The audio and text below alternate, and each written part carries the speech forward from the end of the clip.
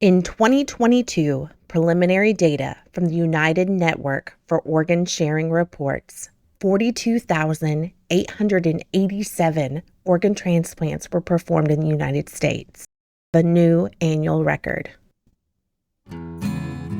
Welcome to Wondercast, a community collaborative podcast supporting families navigating the complexities of chronic illness. February is American Heart Month. In this space, it is a welcomed opportunity to take pause and focus on the individuals that work day in and out to help meet the needs of families facing ongoing cardiac care. Join us today as we visit with Kristin Malaer, Certified Transplant Social Worker, providing care to her hospital community and beyond. Well, hi, my name is Kristin. I'm one of the social workers in Houston, Texas. I work in the Texas Medical Center at a heart transplant and LVAD program.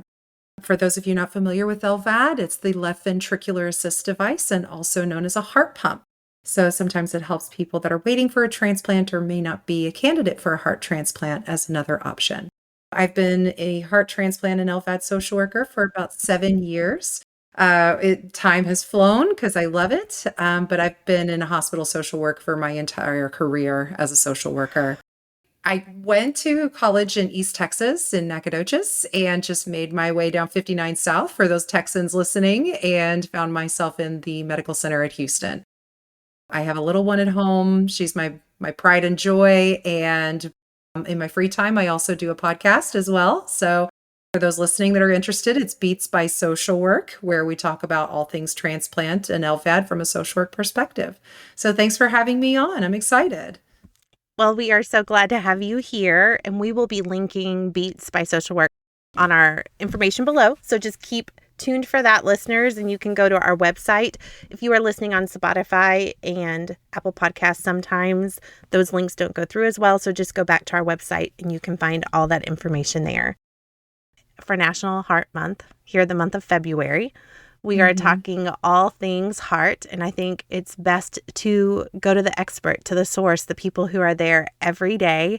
I can't believe you have been in your environment as long as you have through a pandemic, through all the changes of that, especially because when COVID first hit, our most vulnerable population were people with heart conditions or pre-existing heart conditions.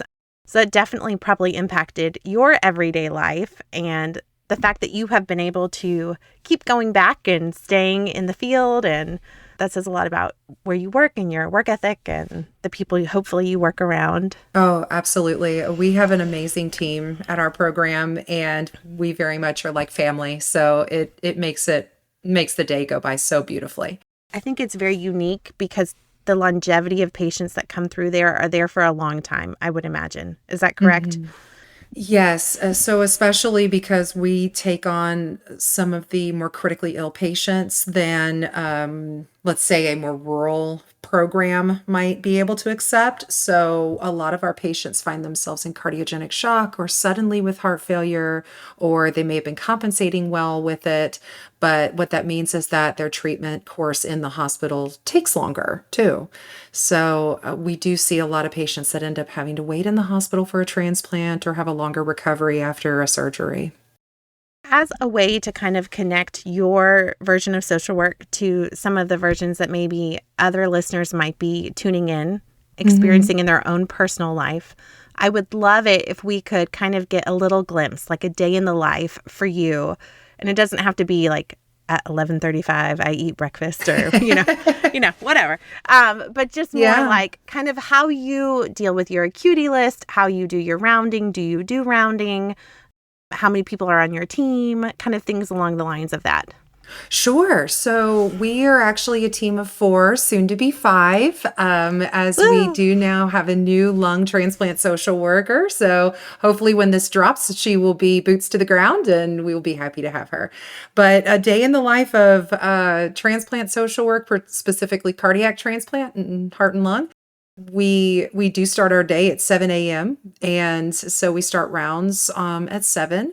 And that's where we find out all the admissions that happened maybe the night before, the patients that are getting ready to discharge, or any complex cases. And that's when we also find out if someone's going to be evaluated for a transplant or an LVAD.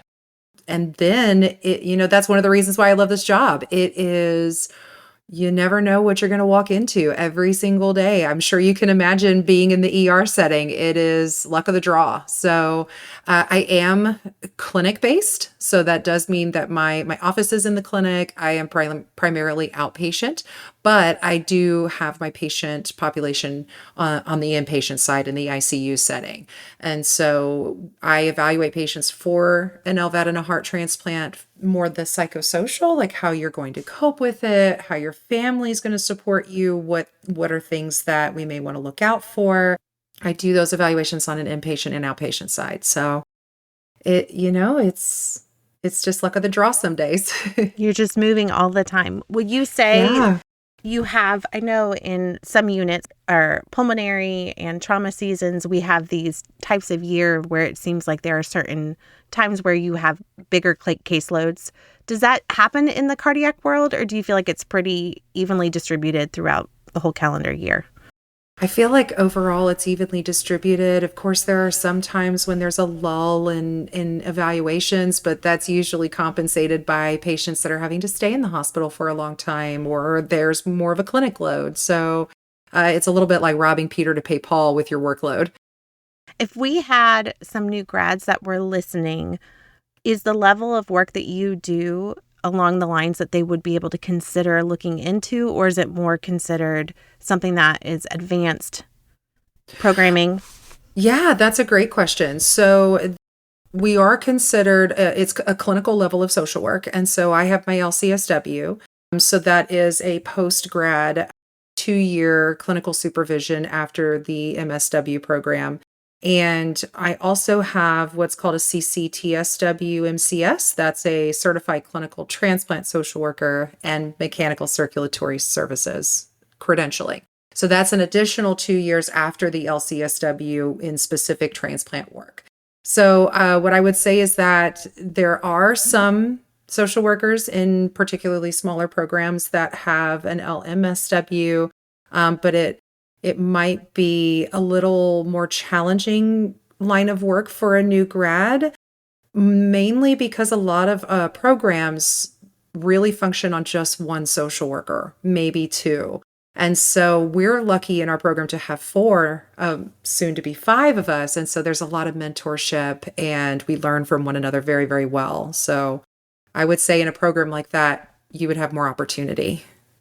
Have you always been drawn to the cardiac population? I inadvertently. So it was not my intention. I've always been. I went into social work. I thought I was going to go into school social work and play therapy. That was my long-term goal, was to become a play therapist. And then when I sat with my intern placement specialist through the school that said, where do you want to go? What do you want to do? I told her I'm okay with anything except hospice. My grandfather had recently passed away. I felt like I might not be comfortable with hospice, but because of limited placement opportunities, she said, okay, well, we'll put you in the hospital then. I was placed in the ICU. And so it was very close to palliative care and very close to hospice. So I ended up finding out that I had a real passion for palliative care and chronic illness. Then from there, cardiac just fell into place. I do love that you were like, really anything but the people that are really close to edge of life and their final days, and you were put in the ICU. Yeah, and that's exactly where I was put. Yeah. And so I think that was meant to be, because one of my goals for this year is to look more into palliative care credentialing, because I think that's a big missing piece, especially in the cardiac world.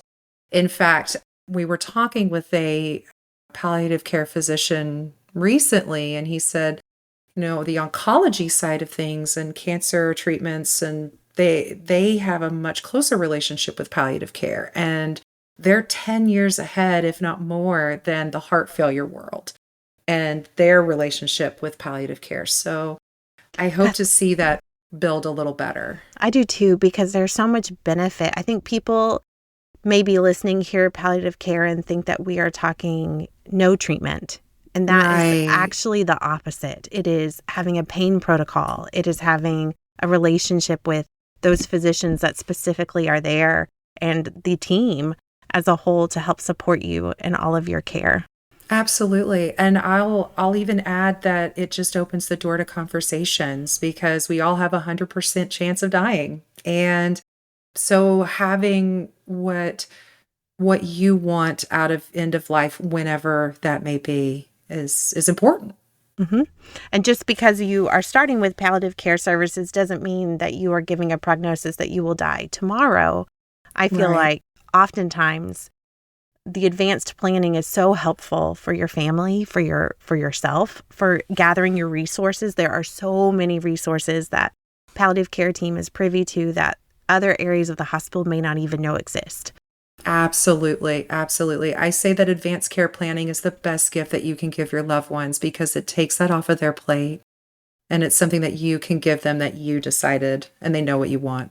So if a family had come through overnight into cardiac care Mhm. or for either lung failure or heart failure and they were on your services, how would they connect or find you? Or is it something where you find them in the hospital? Sometimes it's a little of both. So, one thing that I will add, you asked earlier, what's the day in the life of Kristin, the cardiac social worker? So, I am a little different than the social worker in the hospital setting, the inpatient side that's predominantly placed inpatient, or also known as the unit social worker. So, anyone that comes into the hospital is going to have a unit social worker designated to their part of the hospital. That social worker is more responsible for discharge planning. Do you have a safe place to go? Do you have access to adequate, food, electricity, water, your basic needs? And what services are you going to need to have a successful discharge? So there's that social worker. And then there's us, which is the transplant social workers. We don't do discharge planning. We're more clinic based. We're clinical. So we're going to help you more with the mental health side of things, the coping, adjustment to illness, and then also have some of those tougher conversations and evaluate for transplant and an LVAD. So to answer your question a little more specifically of how someone would come in contact with me, typically you meet with the unit social worker just baseline as part of your discharge planning process.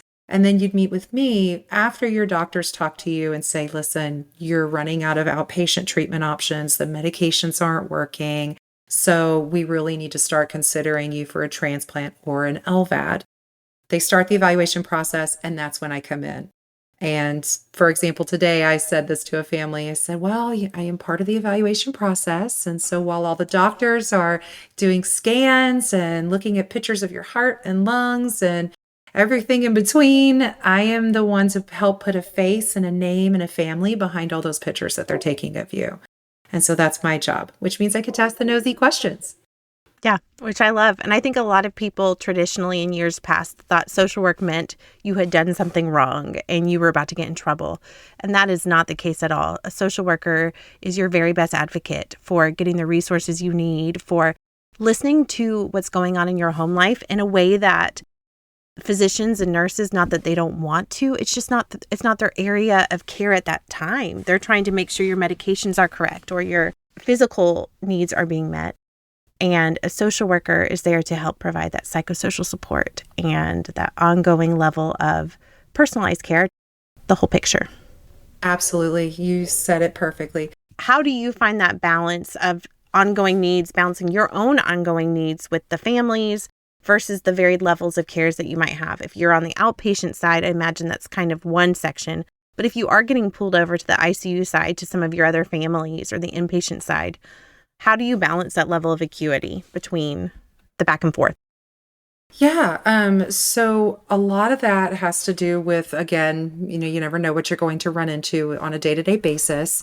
And so I do have to say though that a lot of times it's easier to balance it with the team that I have. So I have with having a 4-person team, we tag team very well, but I'm just open communication with my patients. Hey, listen, I'm going to come back, but I do have some patients in clinic I need to see first. So I will be back by, and if I'm not back by today, it's because an emergency came up. So I think that transparency is very important. So a patient's not lingering, wondering, are they going to come back? Are they not? What's going on? So that's really how I handle it. What advice do you have for a family that might be kind of in that mucky space? I say mucky, but in that new kind of or ongoing hospitalization that's related to maybe a new part of their illness that hadn't been there before. What is something that you have for them to kind of help them with navigating that process? I would say acknowledge your grief, that you oftentimes find yourself thrust into this situation that you never anticipated being in. Nobody plans to be in the hospital except the staff because it's their job. But this is a time of crisis. And so grieving over where you're at is an important part of that. And then I would also say that when you look at the possibility of a transplant, when you look at the possibility of an LVAD, to shift your perspective from it's going to cure my heart failure to it's a treatment. I think that a lot of times it becomes very daunting and very overwhelming being evaluated. I will say a lot of times for patients, that's the hardest part of the process. And that can be very overwhelming too.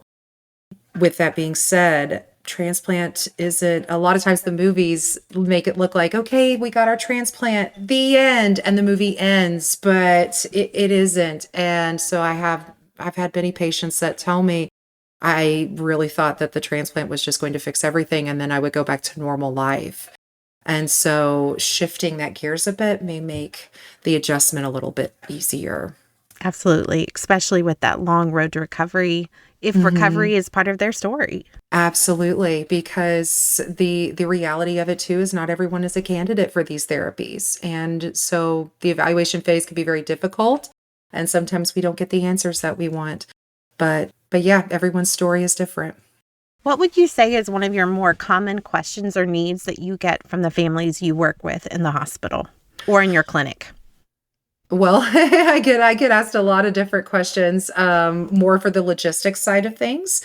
Will my insurance pay for my loved one to be my caregiver? What does this look like for me and my family?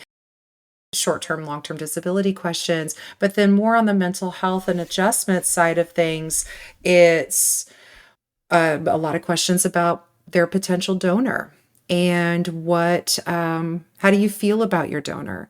I wouldn't be doing service to my patients if I didn't say you also are going to have potentially feelings of guilt and feelings of grief related to how you respond to your donor. And those are normal and healthy reactions.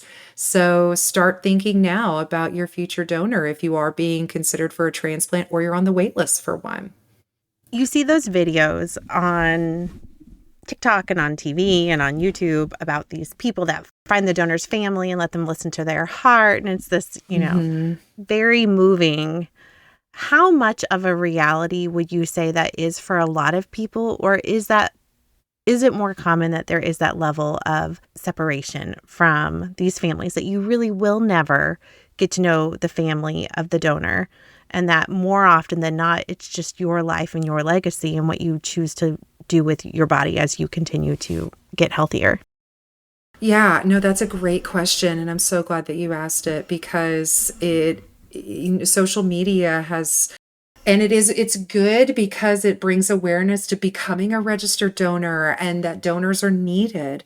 But then at the same time, it is a little disillusioning that a lot of people are going to have this magical experience where the donor walks their daughter down the aisle at the wedding or their recipient, walks the daughter down, those sorts of things, right? These magical moments. And I would honestly say that it happens about 50% of the time. And 50% of the time, if a recipient of a transplant reaches out, that they may hear from their donor family. And it may end at a letter, just, thank you. It meant a lot to hear from you, or the donor family initially reaching out. But then the other 50% of the time, their own grieving process doesn't align with that. And they're either not ready or don't want that to be part of their story. So families are given the information of the donor family. No, not necessarily. Okay. So it is still anonymous. There is a third party, which is it's called an OPO, which stands for Organ Procurement Organization. So each region in the country is going to have an organization that deals is kind of that middleman between the donors and the recipients. So for us here in Houston, it's Life Gift, and for a large portion of Texas, it's Life Gift. And so they have a family coordinator that, like if one of my transplant patients brings a letter to me, then I coordinate with her, make sure she gets the letter, and then she gets it to the correct donor family. Perfect. So there is that level of Yes. professionalism and that go between. So that is nice to know that you have the option to have that closure, but the Hmm. person who also is the family member grieving the loss of their loved one, they have that option whether or not they choose to receive that. Absolutely. Perfect. Absolutely. Hmm. That's good to know. I feel like that's something that people just don't know about and wouldn't know even the answer for. So thank you for providing that answer. Yeah, and one thing that I will add to that, if I may, is there's a lot of pressure on organ recipients they feel like they've been given this tremendous gift and now they have to go climb Mount Everest or they have to go win a Nobel Peace Prize. And there's a huge pressure of now that I've been given the second chance of life, I have to do some miraculous thing. And I want to give whoever's listening that may be in that position permission to take that weight off of their shoulders and put that back down, because really just living is continuing that legacy, and just living and really relishing in those small joys of life is what gives the gift of life meaning. Oh, I love that. I think that is the validation that so many people need. I think it takes some of that pressure off. I know I would be like, oh, am I doing it right? Am I living to my fullest? And I feel like that is a very hard battle to overcome. Like that is a hard mountain to climb, figuratively and Absolutely. literally. Yeah. Yes, absolutely. Absolutely. What would you say is a big win in your line of work? Oh, okay. So I have two, if I may share two stories. I would love that. Oh, good. So I will maintain HIPAA compliance and that sort of thing. So nothing I say will be Googleable. However, I have a patient who was actually one of the first patients that I evaluated for a transplant for an LVAD when I started this career. And so about 7 years ago, let's say six for margin of error, right? Right. 6 years ago, I evaluated this patient for an LVAD. They had excellent support. They found themselves in a very emergent situation and a very unique situation. They got an LVAD. They were listed for transplant, and they just got their transplant.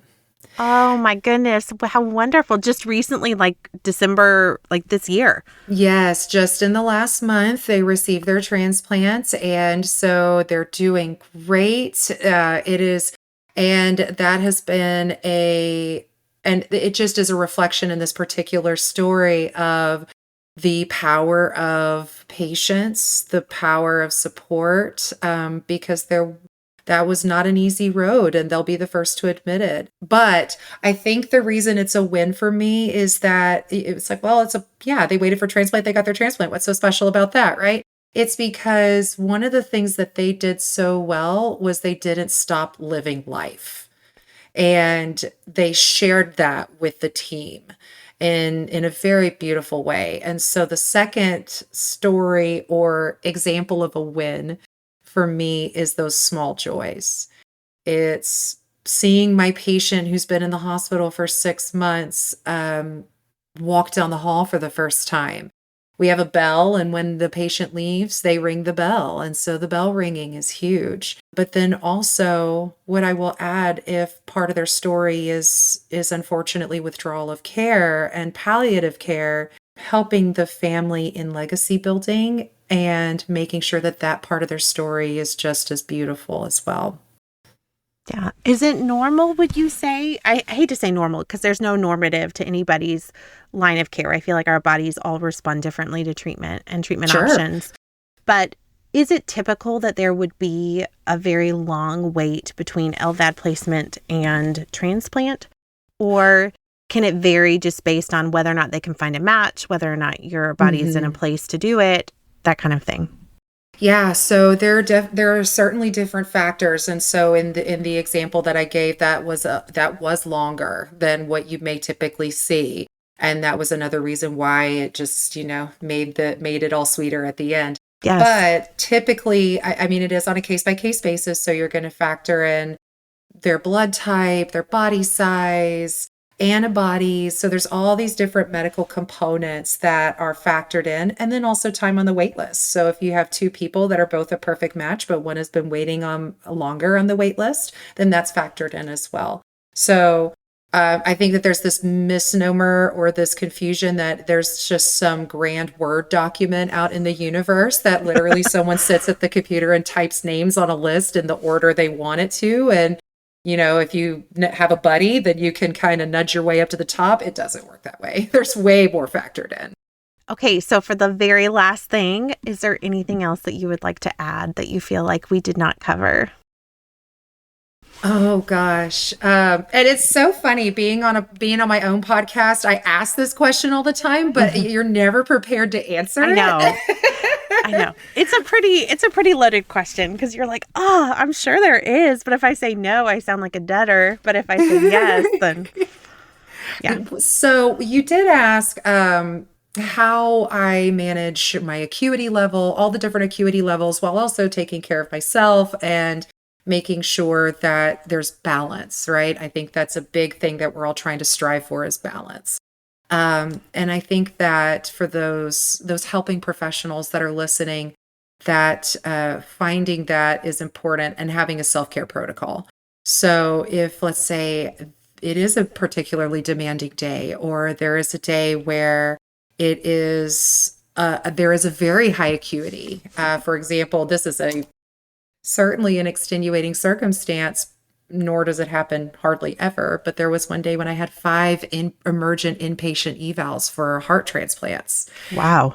And how do you balance that, right? And so I went and I started the evals. We divvied up the workload. We got it done. But you definitely found me outside kind of walking laps around the hospital in between evals just to get a little vitamin D. And I think that giving ourselves permission as helping professionals to fill our own cup so that we can continue to pour into others.